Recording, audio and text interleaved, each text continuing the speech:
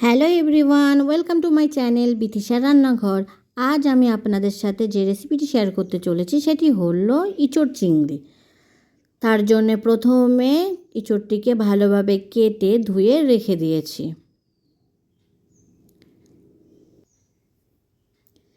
এরপর প্রেসার কুকারের মধ্যে ইঁচড়গুলোকে দিয়ে তার মধ্যে অল্প পরিমাণ জল দিয়ে সেটিকে সিদ্ধ করে নেব। অন্যদিকে আমি নিয়ে নিয়েছি চিংড়ি মাছ, তাতে লবণ হলুদ মাখিয়ে রেখে দিয়েছি। এরপর কড়াইতে তেল গরম করে তার মধ্যে দিয়ে দেব লবণ হলুদ মাখানো চিংড়ি মাছগুলোকে, দিয়ে সেটিকে ভাজা করতে থাকবো।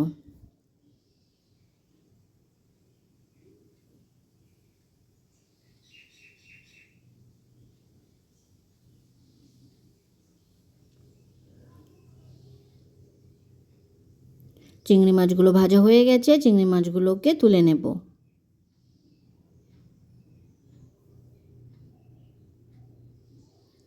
এরপর গরম তেলের মধ্যে দিয়ে দেব 5 ফোড়ন আর দিয়ে দেব শুকনো লঙ্কা, দিয়ে একটু নাড়াচাড়া করে নেব।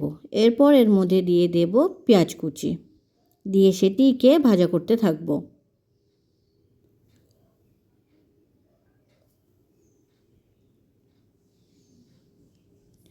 পেঁয়াজটি নরম হয়ে আসলে এর মধ্যে দিয়ে দেব কেটে রাখা আলুর টুকরোগুলোকে, দিয়ে সেগুলোকে ভাজা করতে থাকব।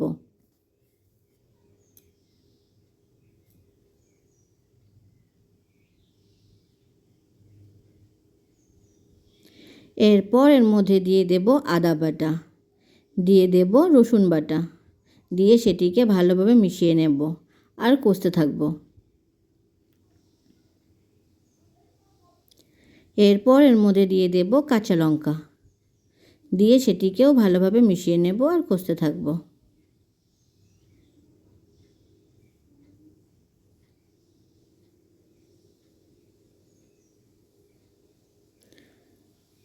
এরপর এর মধ্যে দিয়ে দেব সিদ্ধ করে জল ঝরিয়ে রাখা ইঁচড়গুলোকে, দিয়ে সেটিকে ভালোভাবে আলুর সাথে ভালোভাবে মিশিয়ে নেব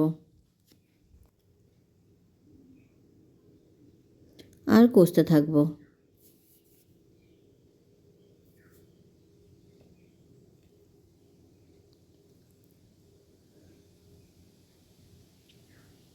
এরপর এর মধ্যে দিয়ে দেব পরিমাণ মতো লবণ আর দিয়ে দেব পরিমাণ মতো হলুদ, দিয়ে দেব জিরে গুঁড়ো, দিয়ে দেব ধনে গুঁড়ো, দিয়ে দেব মরিচ গুঁড়ো,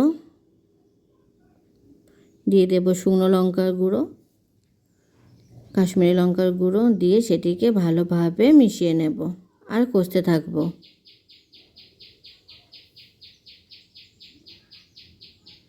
এরপর এর মধ্যে দিয়ে দেব টমেটো কুচি, দিয়ে সেটিকে ভালোভাবে মিশিয়ে নেব আর কষতে থাকব।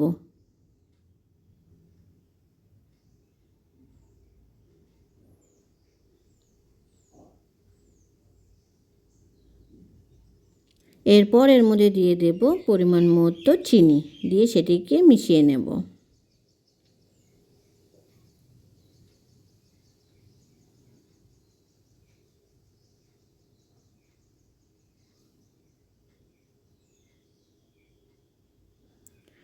ইঁচড়টা ভালোভাবে কষা হয়ে গেলে এর মধ্যে দিয়ে দেব পরিমাণে জল, দিয়ে সেটিকে একটু নাড়াচাড়া করে নেব।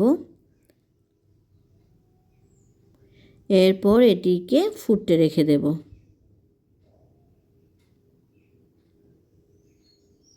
ঝোলটা ভালোভাবে ফুটে উঠেছে।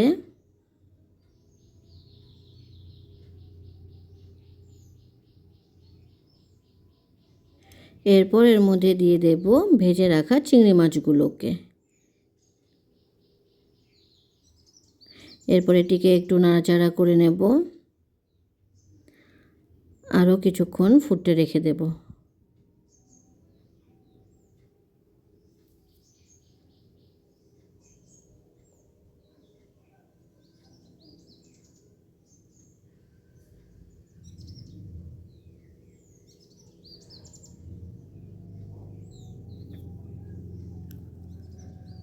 মাঝে মাঝে একটু নাড়াচাড়া করে নেব যাতে তলায় লেগে না যায়, যেহেতু ঝোলটিকে আমরা শুকিয়ে নেব। এরপর এর মধ্যে দিয়ে দেব গরম মশলা, দিয়ে ভালোভাবে মিশিয়ে নেব।